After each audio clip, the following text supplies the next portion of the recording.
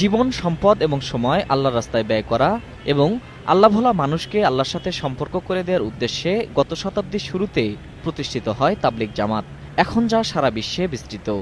অরাজনৈতিক সংগঠন হিসেবে এদেশেও বিস্তৃত তাবলিগের কার্যক্রম, যার ফলশ্রুতি প্রতি বছর বিশ্ব ইজতেমায় লাখো মুসল্লির ঢল।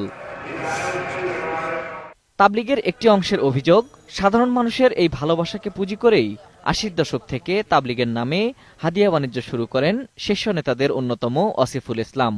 ২০১৩ সালে হেফাজতের কর্মসূচিকে সুবিধা করে দিতে আসিফুল ইসলামের একক সিদ্ধান্তে ঢাকায় বিশ্ব ইজতেমা করারও অভিযোগ তুলেছেন তাবলিগের এই অংশ। যখন হাইবাজদার আন্দোলন হয় তখন তাবলিগের প্রোগ্রাম একটা ছিল, তাকে এক সপ্তাহ শিফট করে পেছনে নিয়ে গেছেন, যাতে তাবলিগের প্রোগ্রাম শেষ হবে সকালবেলা আর দুপুরবেলা হেফাজতের প্রোগ্রাম আছে, এই জনতাকে যাতে ওখানে নিয়ে যাওয়া যায় এখন প্ল্যান। এই জড়িত করে তাবলিগের এই ম্যাচকে হেফাজতের কাছে দিয়ে হেফাজতের কাছে উনি বড় একটা হাই পজিশন পেয়ে যাবেন।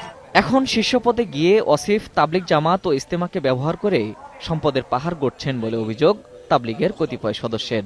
বিভিন্নভাবে হাদিয়া আসার পথ যেগুলো আগে থেকেই ছিল, ধন লিপসা, এগুলো সব পূরণ করতে পারছে। 15 লাখ 20 লাখ টাকা দামের গাড়িতে ওরা উঠে বেড়াচ্ছে, এই টাকা কোথায় পাইলো ওরা?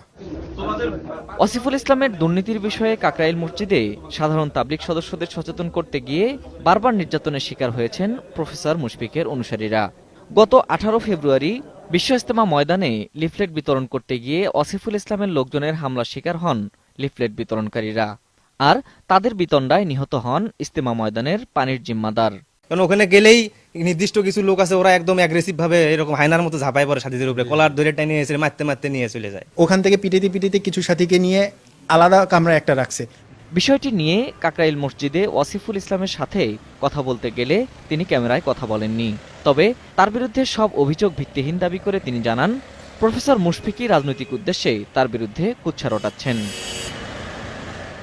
প্রফেসর মুশফিকের অনুসারীরা কোনো মসজিদে তাবলিগ জামাতে অংশ নিতে গেলে আসিফুল ইসলামের লোকজন হামলা করে মসজিদ থেকে বের করে দিচ্ছেন, অভিযোগ কতিপয় তাবলিগ সদস্যের।